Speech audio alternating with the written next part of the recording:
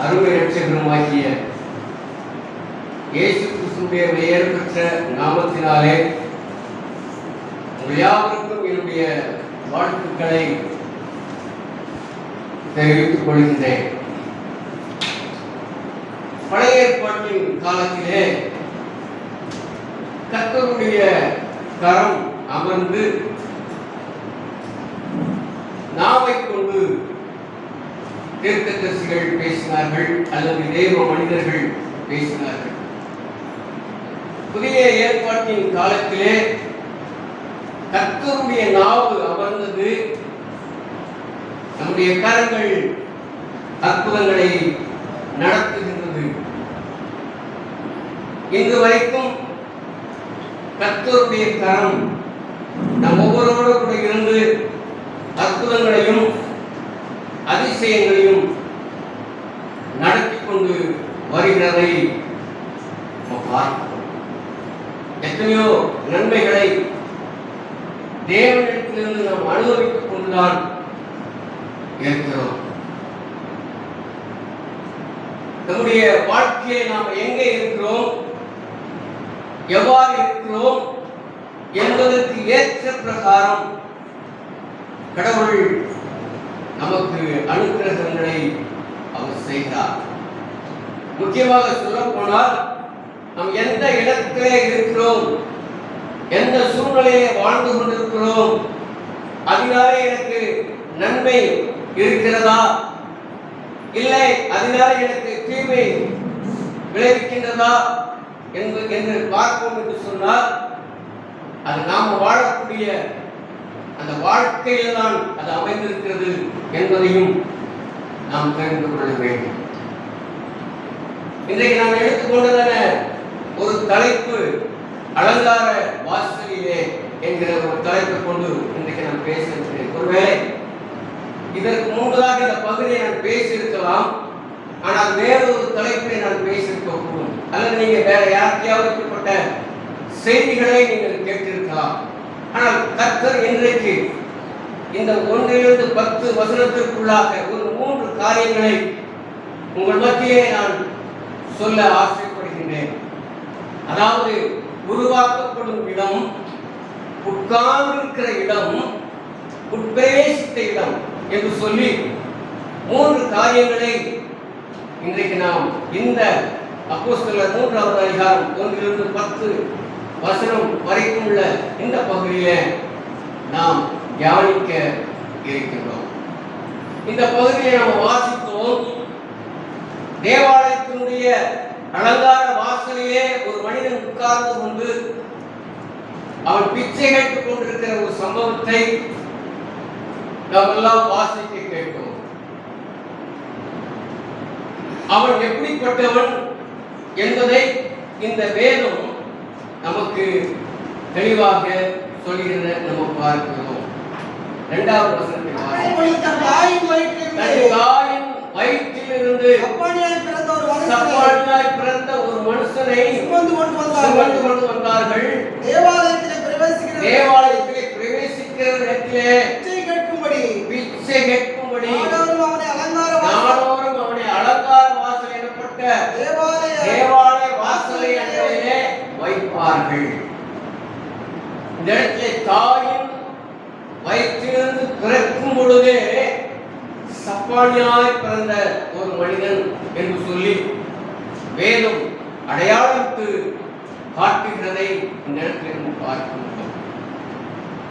அப்போ பிறக்கும் பொழுதே அவனுடைய சரீரத்திலே பலவீனத்தோடு கூட அவன் பிறந்திருக்கிறான். சங்கீதத்திலே ஒரு வசனம் உண்டு. 51வது சங்கீதம் 5வது வசனம், இதோ நான் துர்க்குணத்தில் உருவானேன், தாய் என்னை பாவத்தில் கர்ப்பம் தரித்தார். சங்கீதக்காரன் தன்னுடைய பாவங்களை உணர்ந்து அவன் அறிக்கை செய்யும் பொழுது இந்த வார்த்தையை சொல்கிறான். அவன் என்ன சொல்கிறான்? நான் துர்க்குணத்தில் உருவானேன், என் தாய் பாவத்திலே என்னை கர்ப்பம் தரித்தார். அப்ப நம்ம உருவாக்கப்பட்ட அந்த இடம் ஒன்றாக இருக்கிறது. பாவத்திலே நாம் கற்பம் தரிக்கப்படுகிறோம். ஏன் நாம் பாவத்திலே கற்பம் தரிக்கப்பட வேண்டும் என்று சொன்னால், ஆதியாகமம் புத்தகத்திலே ஆதாமை குறித்து நம்ம பார்க்கின்ற பொழுது அந்த முதல் மனிதனிடத்திலேயே பாவம் பிறந்து விட்டது. அந்த பாவம் அது ஜென்ம பாவம். அந்த பாவம் வழிவழியாக இன்று வரைக்கும் தொடர்ந்து கொண்டிருக்கிறது. ஆகையினால்தான் ஒரு மனிதன் பிறக்கின்ற பொழுது அவன் எப்படியாக பிறக்கிறார்? பாவத்தோடு கூட பிறக்கின்றார். எந்த மனிதனும் இந்த உலகத்திலே பிறக்கின்ற பொழுது பரிசுத்தவனாகவோ அல்லது நீதிமானாகவோ அவன் பிறப்பது இல்லை. அவன் எப்படி பிறக்கிறான்? பாவத்தில் பிறக்கிறான். இங்க வேதம் அப்படித்தான் சொல்கிறது. என் தாய் என்னை பாவத்திலே கற்பம் தரித்தார். அப்ப இந்த உலகத்தில பிறந்த பிற்பாடுதான் ஒரு மனிதன் நல்லவனாகவும் தீயவனாகவும் வளர்ந்து கொண்டு வருகிறான். உலகத்தால் ஒரு பாடல் பாடுவான், பிள்ளை வளரும் பொழுது அவன் நல்லவனாக இருப்பதும் தீயவனாக இருப்பதும் ஒரு தாயுடைய வளர்ப்பிலே அப்படின்னு சொல்லி உலகத்தான் பாடுகிறான் இல்லையா?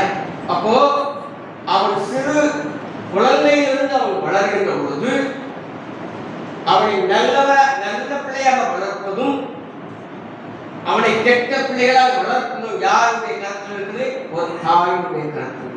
ஒருவேளை கிறிஸ்தவ பெற்றோர்களாக இருப்பார்கள் என்று சொன்னால் அந்த பிள்ளைகளை பைபிள் படிக்க சொல்லுவாங்க, வசனத்தை சொல்லி கொடுப்பாங்க.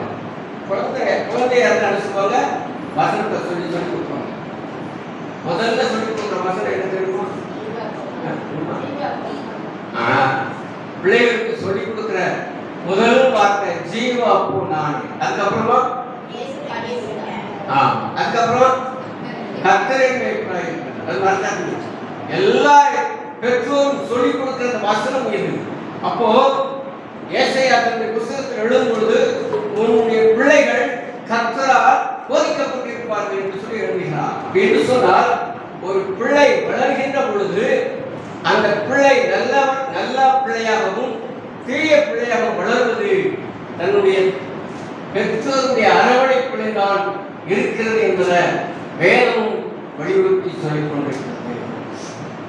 அப்ப இந்த இடத்துல இங்கே அவன் எப்படிப்பட்டவனாக இருக்கிறான்?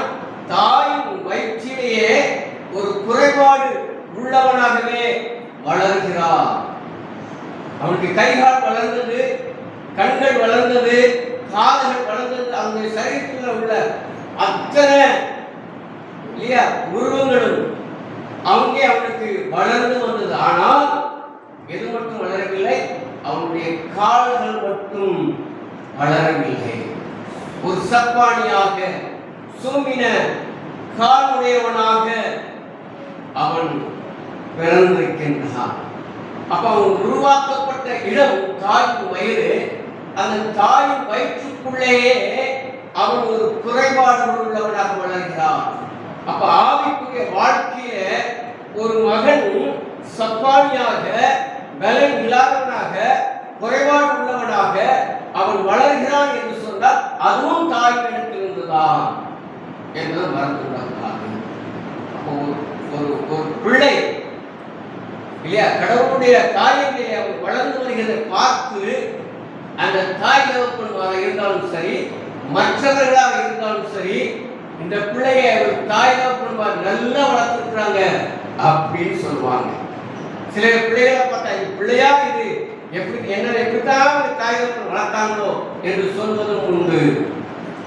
நம்ம பிள்ளைகள் நம்ம எப்படி வளர்த்து கொண்டு வருகிறோம்? கடவுளுக்குரிய பிள்ளைகளாக வளரணும்.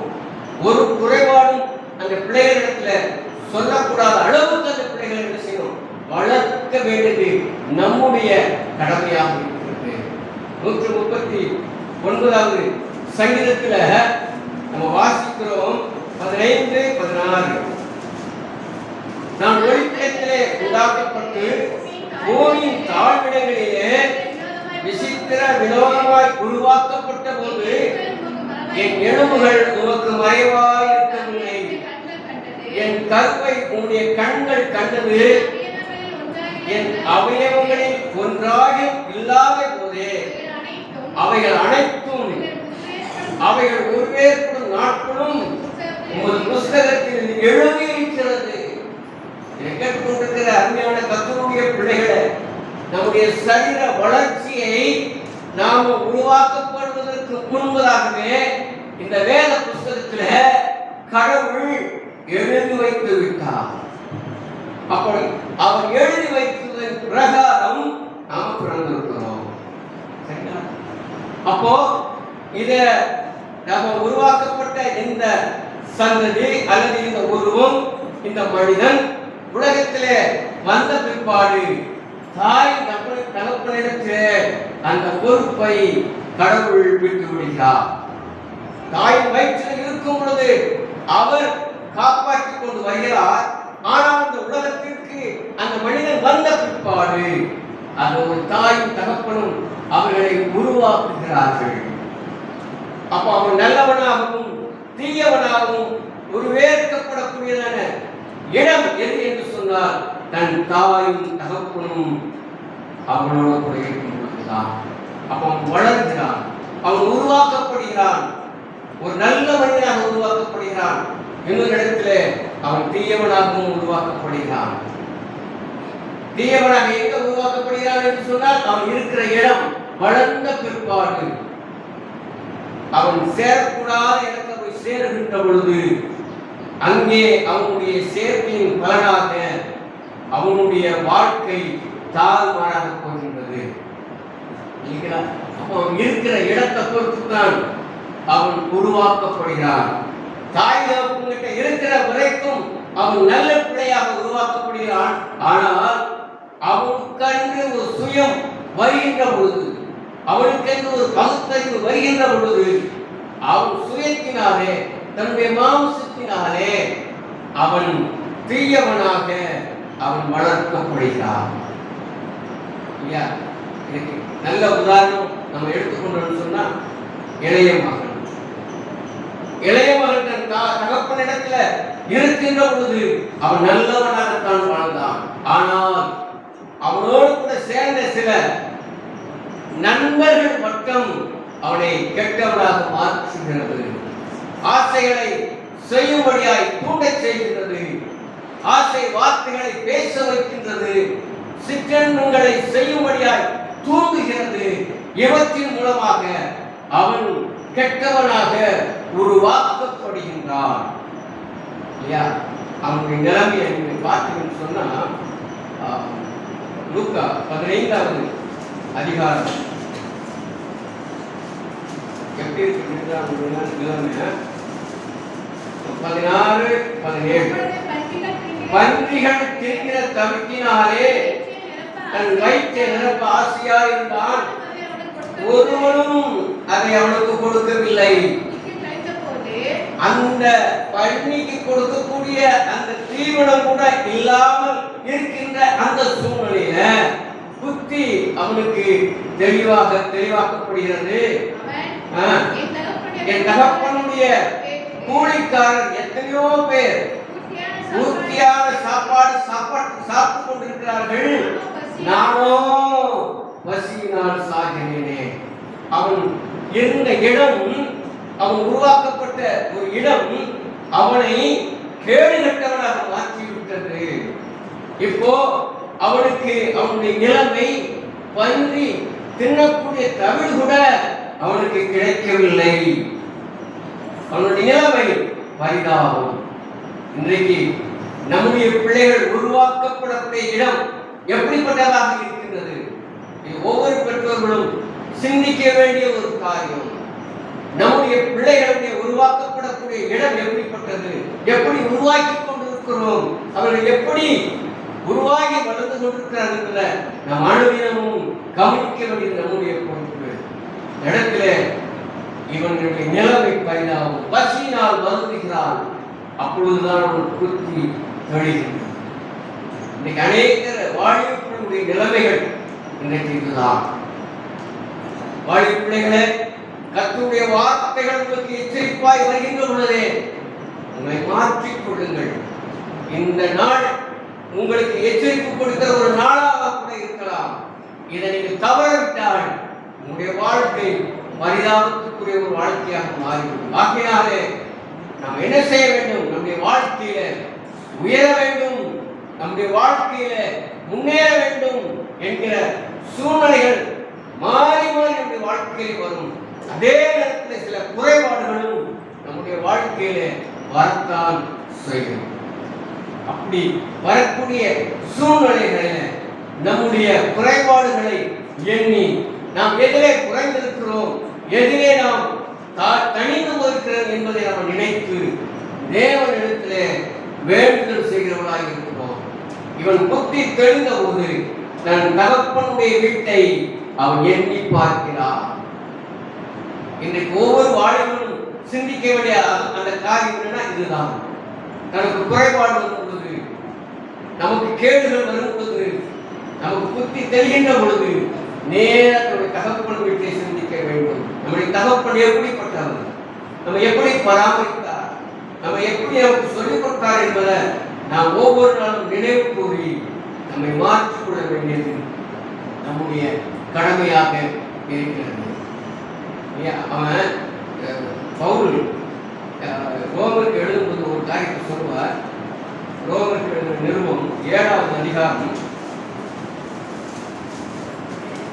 15வது வசனத்தை எப்படி எனில் நான் செய்கிறது எனக்கே சம்மதி இல்லை, நான் விரும்புகிறதை செய்யாமல் நான் வெறுக்கிறதையே செய்கிறேன். இங்க அவன் நினைக்கிறான், என்ன நினைக்கிறான்?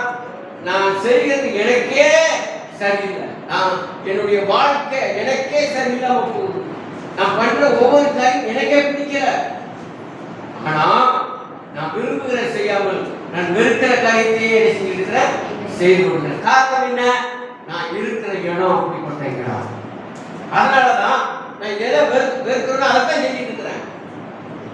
அது எனக்கு பிடிக்கலதான், ஆனா அதைத்தான் செய்ய முடியாத என்னுடைய சிந்தனை தூண்டுகிறது என்று சொல்லி இங்கே பவுல் எழுதுகிறத பார்க்கிறோம். இன்னைக்கு அனைவருடைய வாழ்க்கை இப்படித்தான் இருக்கிறதா? எது அருவருப்பா இருக்கிறதோ, எதை செய்யக்கூடாதோ அதில்தான் நம்முடைய மனதை ஈடுபடுத்துகிறார்கள். அது மனசு சொல்லுது, மனசாட்சி சொல்லுது இது வேண்டாம், இதுல போகாத, நீ கட்டுருவன்னு சொல்லுது. ஆனாலும் அதைத்தான் செய்ய தூண்டுகிறது. அதான் பவுல் எழுதுகிறார். நான் விரும்புகிறதை செய்யாமல் இல்ல, நான் எதை வெறுக்கிறேனோ அதைத்தான் நான் செய்து கேட்டு போகிறேன் என்று சொல்லி எழுதுகிறார். இப்படி நம்முடைய வாழ்க்கை இருக்கு என்று சொன்னால் நம்ம அடைய வேண்டிய அந்த லக்குன்னு ஒன்று இருக்கு பார்த்தீங்களா, அது ஒரு காலம் அடைய முடியாது. இந்த சப்பானியை போல இருக்கிற இடத்திலேயே நாம் உட்கார்ந்து கொண்டிருக்க வேண்டும். கொஞ்சம் கூட முன்னேற்றம் இல்லாமல் போய்விடும் என்பதை மறந்து விடக்கூடாது. இந்த இடத்திலே இந்த சப்பானி பிச்சை கட்டிக் கொண்டிருக்கிறவனாக அந்த தேவாலய அழகான வாசலிலே அவன் உட்கார்ந்து பிச்சை கேட்டுக் கொண்டிருக்கிற பார்க்கிறோம். மற்றவர்களையே அவன் எதிர்பார்த்துக் கொண்டிருக்கிறான். அவன் நிலைமை எப்படி ஆயிடுச்சுங்களா? மற்றவர்களை எதிர்நோக்கக்கூடிய ஒரு காரியம். என்ன எதிர்நோக்கிறான்? ஏதாவது கொடுக்க மாட்டாங்களா? இல்ல, அவருடைய எதிர்பார்ப்பு என்ன? எனக்கு ஏதாவது கொடுக்க மாட்டாங்களா அப்படின்னு சொல்லி அவன் என்ன செய்யறான்? ஐயா அம்மா என்று சொல்லி அவன் என்ன செய்யறான்? கேட்டுக் கொண்டிருக்கிறத பார்க்கிறோம். நீ யாரை சார்ந்து கொண்டிருக்கின்றாய்? நீ கேட்டுக்கொண்டிருக்கிற பிச்சையை நம்பிக்கொண்டு நீ இருக்கின்றாயா, அல்லது கடவுளை சார்ந்து கொண்டிருக்கின்றாயா? நீ எதின் மீது சார்கிறாயோ அதுதான் நீ செய்யும்படியாக உன்னுடைய மனது தூண்டும். இங்க உருவாக்கப்படக்கூடிய இடம் எப்படிப்பட்டது என்பதை நாமே சிந்திக்க வேண்டும். அதிலிருந்து நம்ம வெளியில என்ன செய்யணும்? வரணும். இரண்டாவது காரியம், அவன் உட்கார்ந்து இருக்கிற இடம். முதலாவது அவன் உருவாக்கப்பட்ட இடம். இன்னும் அவன் சப்பனியான உட்கார வச்சுக்கிட்டு இப்போ அவன் உட்கார்ந்து இருக்கிற இடத்தை எப்படிப்பட்ட இடம் அப்படிங்கிறத நம்ம பார்க்கணும். அலங்கார வாசல் உட்கார்ந்து இருக்கிறான். தினமும் இந்த வாசல் அவன் பார்க்கிறான், தினமும் பார்க்கிறான். ஏன்னா தேவாலயம் வந்து எப்போதும் திறந்திருக்கக்கூடியது. அங்கே எருசலேமில் அந்த தேவாலயத்தில் எப்பொழுதும் ஜனங்கள் வந்து போய் கொண்டே இருப்பார்கள். அந்த ஆலயத்தில் தெய்வத்தை வணங்கும்படியாக போறவர்களும் வருகின்றவர்களும் அந்த ஆலயத்தில் போய் தொழுது கொண்டு போகிற அப்படிப்பட்ட ஒரு ஆலயத்தின் வாசலிலே அவன் உட்கார்ந்து கொண்டிருக்கிறான். அவன் அந்த வாசல் தான் தெரியும், உள்ள என்ன நடக்குது என்ன இருக்குது என்பது கூட அவனுக்கு தெரியாது. ஏன்னா உட்கார்ந்து வெளியில.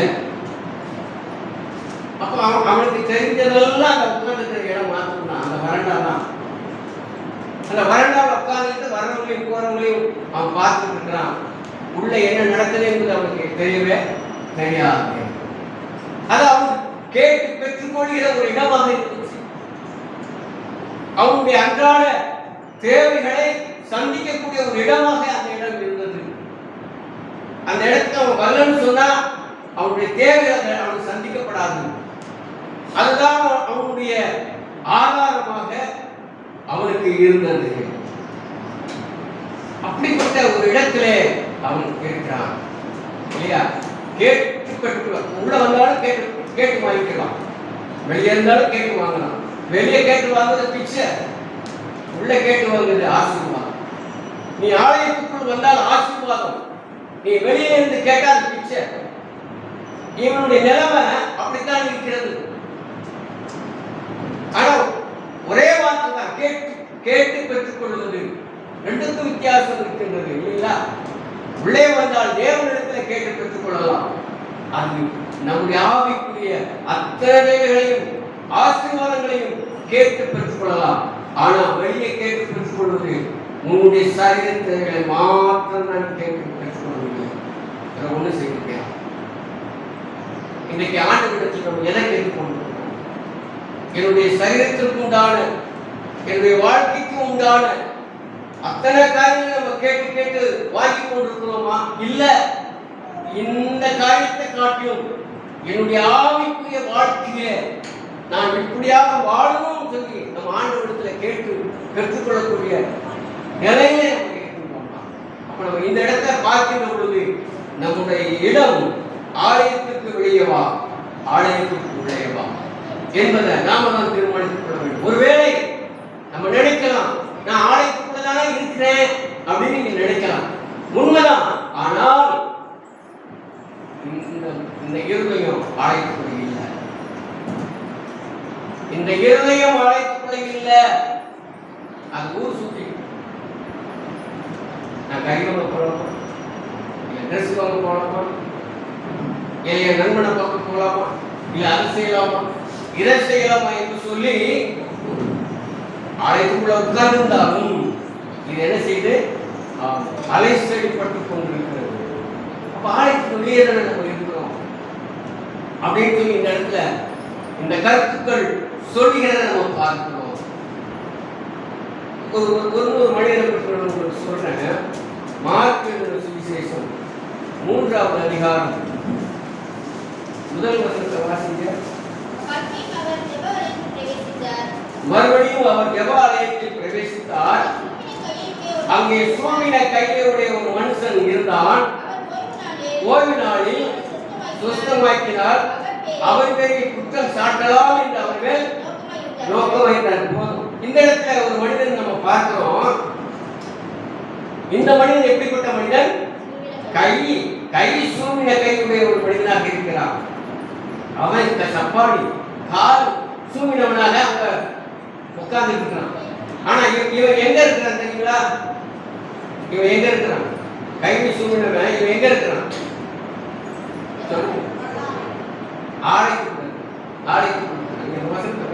ஜெபாலயத்தில் பிரவேசித்தார். அந்த ஆலயத்துல யார் இருக்கா? ஏன்னா அவனால நடக்க முடியும். சரிங்களா? அவனால நடக்க முடியும். அதனால அவன் நடந்து உள்ள உட்கார்ந்து இருக்கிறான். ஏன்னா அவன் கைதான் அவனுக்கு சூழ்நிலை கை.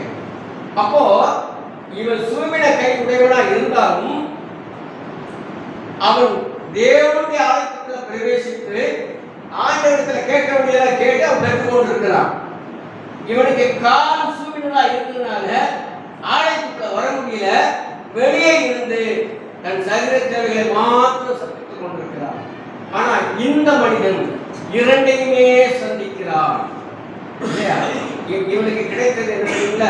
இவனுக்கும் சுகம் கிடைத்தது. ஆலயத்துக்குள்ள அவன் கேட்டு வாங்கிக்கிட்டான் அந்த சுகத்தை. ஆனா இவன் இன்னும் கேட்காமலே வெளியில உட்கார்ந்து கொண்டிருக்கிறான். ரெண்டுக்கும் உள்ள வித்தியாசம் தான். அப்போ நம்ம பிரவேசிக்கிற அந்த அவன் உட்கார்ந்து இருக்கிற இடம் அவன் இன்னும் முன்னேற்றம் செய்யாத அளவுக்கு அங்கேயே உட்கார வைத்திருக்கிறது. சங்கீதம் முதல் சங்கீதம் 1-2 வாசிக்கிறேன். துன்மார்க்கனுடைய ஆலோசனை நடவாமலும் பாவிகளுடைய வழியில் இல்லாமலும் பரியாசக்காரர் உட்காரும் இடத்தில் உட்காராமலும் கர்த்தருடைய வேதத்தில் பிரியமாயிருந்து இரவும் பகலும் அவருடைய வேதத்தில் தியானமாயிருக்கிற மனுஷன் பாக்கியவான். பரியாசக்காரர் உட்காரும் இடத்திலே உட்காரும். நீ உட்கார்ந்து இருக்கிற இடம் நீ எங்க உட்கார்ந்து கொண்டிருக்கிறார்? கேள்வியும் கிண்டலும் பரியாசமும் பண்ணிக் கொண்டிருக்கிற இடத்திலே நீ உட்கார்ந்து கொண்டிருக்கின்றாயா? வேதம் சொல்கிறது அந்த இடத்தை விட்டு நீ வெளியே வா. கடவுளுடைய வேதத்தின் மீது பிரியமை, இரவும் பகலும் அதை தியானம் செய். நீ பாக்கியவனாக நீ மாற முடியும். இந்த இடத்துல இவன் பாக்கியவனாக மாறுவதற்கு எந்த ஒரு ஏதும் இல்லாதபடிக்கு உட்கார்ந்த இடத்திலே உட்கார்ந்து கொண்டிருக்கிறார். ஆனால் இந்த சூமிடக்கை உடையவனும் ஆண்டவரிடத்திலே பாக்கியத்தை, நன்மையை, ஆசீர்வாதங்களை பெற்றுக்கொள்ளும்படியாக தேவனுடைய ஆலயத்துக்குள்ளாக பிரவேசிக்கின்றான். இவனுக்கும் சரீரத்தில் குறைபாடுகள் தான், அவனுக்கும் சரீரத்தில் குறைபாடுகள் தான். தேவ ஆலயத்துடைய வாசலிலே கொண்டு வந்து விட்டவர்கள் கொஞ்சம் உள்ளே கொண்டு வந்து விட்டுருக்கலாம் இல்லையா? அது அவங்களுக்கு பெருசா தெரியல. அவங்களுடைய தேவை என்ன?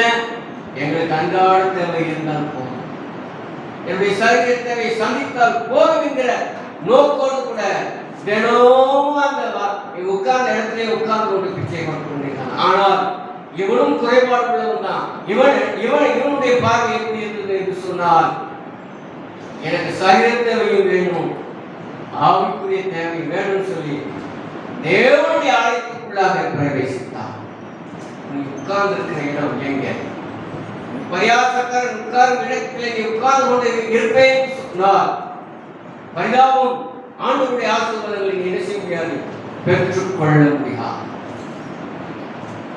நீங்க மீண்டும் அதே கெட்டவன் சம்பவத்துக்கு நீங்க போனீங்கன்னு சொன்னா, அவன் உட்கார்ந்து இருந்த இடம் இல்ல, பரியாசக்காரன் உட்கார்ந்து இடம், தன்னுடைய சொத்து பத்து எல்லாவற்றையும் செலவு செய்ய முடியாத ஒரு இடத்துல உட்கார்ந்து இருந்தான். கடைசியா உட்கார்ந்து இடம் பண்ணி குடிசையில உட்கார்ந்து இருக்கிறான். அதுதான் தங்களுக்கு இடமாவும் மாறிடுச்சு. நாம எங்க உட்கார்ந்து நாம பார்க்கிறோம். மூன்றாவது காரியம், உட்பிரவேசித்த இடம். அப்போஸ்தலர் நடவடிக்கைகளின் புத்தகம் 3வது அதிகாரம் 8-9 வாசிக்கிறோம்.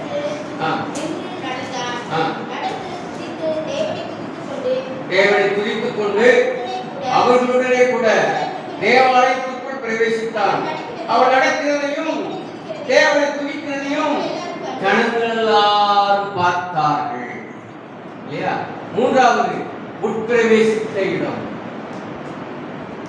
ஆவியானவர் உள்ளே பிரவேசிப்பதற்கு உட்படுத்துகிறார், அல்லது இந்த மனிதனை சேர்த்துக் கொள்கிறவராக அவர் அங்கே செயல்படுகிறார். இல்ல, உருவாக்குவதும் அவர்தான். உண்டாக்கினவர், உன்னை உருவாக்கி உன்னை அழகு பார்க்கிறவர் அவர்தான். குயவன் கையில களிமண் கொடுக்கப்பட்டிருக்கிறது. அந்த களிமண்ணை ஒரு அழகான ஒரு பாத்திரமாக உருவாக்க செய்வதும் அவர்தான். அதை உடைத்து போடுவதும் அவர்தான். நீங்களும் நானும் குயவனுடைய கையில் இருக்கிற களிமண்ணை போல ஆண்டவருடைய கரங்களிலே நாம் இருக்கிறோம். உங்களை, என்னை தேவன் அவர் எப்படியெல்லாம் நினைக்கிறாரோ அப்படியெல்லாம் உருவாக்க முடியும். அப்போ உருவாக்குவதற்கு நம்ம இணைஞ்சு இருக்கணும். நம்ம இணைஞ்சு கொடுத்தா தான் அவர் நல்ல பாத்திரமாக மனைந்து கொடுப்பார். இல்லையே தூக்கி போட்டுருவார். அப்ப நம்ம அந்த இடத்துல அந்த குயவனுக்கு இணைந்து கொடுக்க வேண்டியது அவசியமாக இருக்கிறது இல்லைங்களா? அப்ப இந்த இடத்துல இந்த சப்பானியாய் இருந்த பிச்சைக்காரனை தேவனுடைய ஆலயத்துக்குள் பிரவேசிக்க ஆவியானவர் உட்படுத்துகிறார் அல்லது செயல்படுத்துகிறார். இதுவரைக்கும் பிச்சை போடுகிற மனிதர்களை அவன் பார்த்துக் கொண்டிருந்தான். இப்பொழுது தேவனுடைய ஆலயத்துக்குள் என்ன நடக்கிறது என்பதை அவன் பார்த்துக் கொண்டிருக்கிறான். தேவனுடைய ஆலயம்னா இதுதானா? இந்த தேவனுடைய ஆலயத்துக்குள் இவ்வளவு ஆசீர்வாதங்கள் இருக்கின்றதா? தேவனுடைய ஆலயத்துக்குள் என்ன நடக்கிறது? இவ்வளவு கற்கான பாடல்கள் பாடப்படுகிறதா? சத்திய வார்த்தைகள் சொல்லப்படுகிறதா என்பதை அவன் அப்பொழுதுதான் கவனிக்கிறான், உற்று நோக்குகிறான். இதுவரைக்கும் பிச்சைக்காக தன் கைகளை நீட்டி மனிதர்களை பார்த்த இந்த மனிதன் இப்பொழுது தேவனுடைய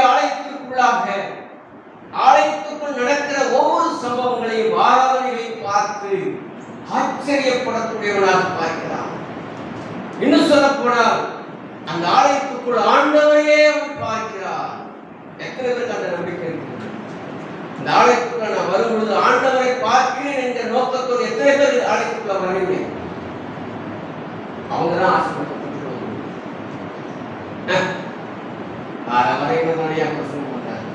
அவர் தனியா வாசிக்கிறார், இவர் தனியா ஜெபம் பண்றார். அப்படி நம்ம நினைச்சுட்டு வந்தோம்னு சொன்னா ஆசீர்வாதங்களை பெற்றுக்கொள்ள முடியாது.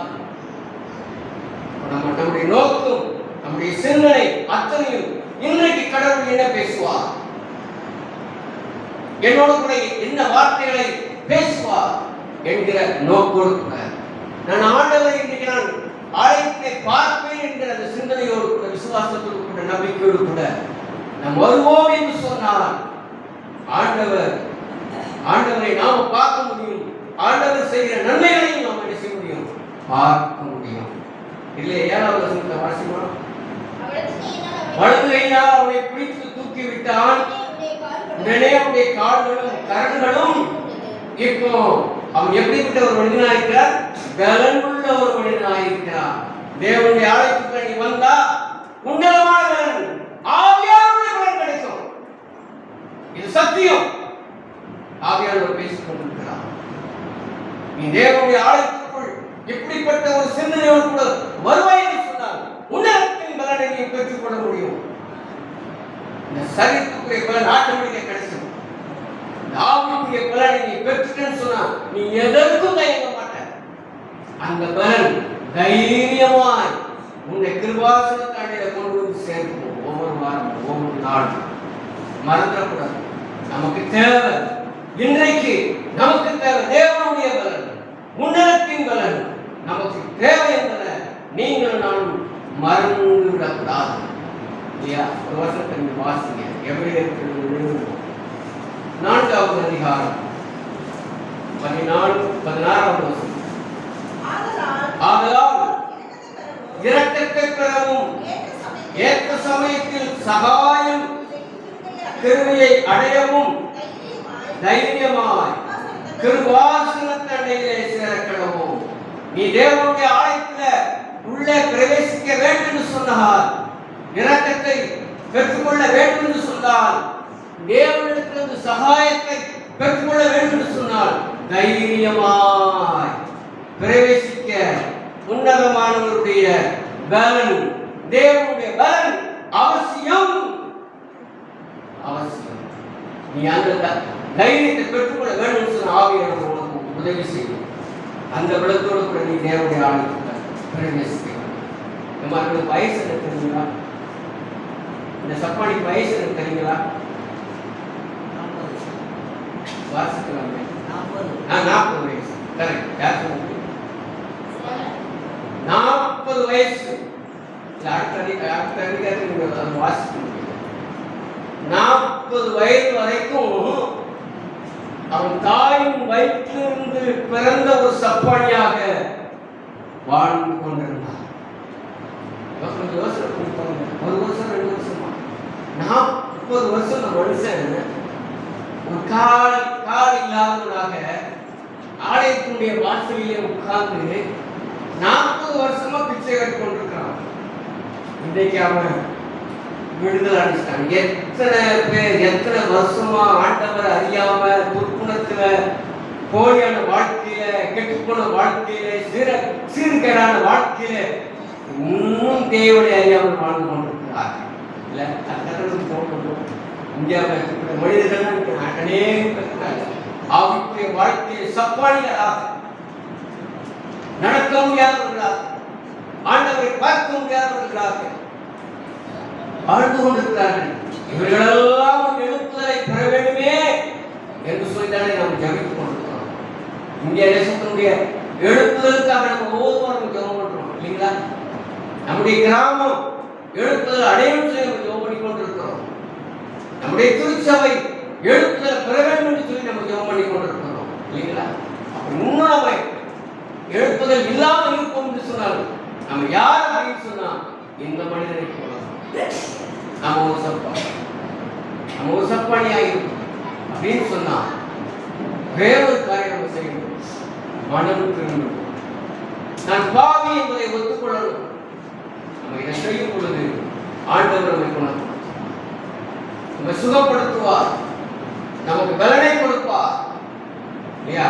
விசுவாசத்தின் மூலமாக நமக்கு ஆரோக்கியத்தை கட்டளையிட்டு அவருடைய உன்னத ஆசீர்வாதங்கள் அத்தனையும் நமக்கு அப்படின்னு சொன்னார். நம்ம உருவாக்கப்பட்ட இடம் எப்படிப்பட்ட இடமாக இருக்கிறது? நம்ம உட்கார்ந்திருக்கிற இடம் எப்படிப்பட்ட இடமாக இருக்கிறது? உட்பிரவேசித்த இடம் எந்த மாதிரியான இடமாக இருக்கிறது என்பதை நீங்களும் நானும் ஆராய்ந்து பார்க்க கடனாளிகளாக கர்த்தர் நம்மை ஆசீர்வதிப்பாராக. ஆமென்.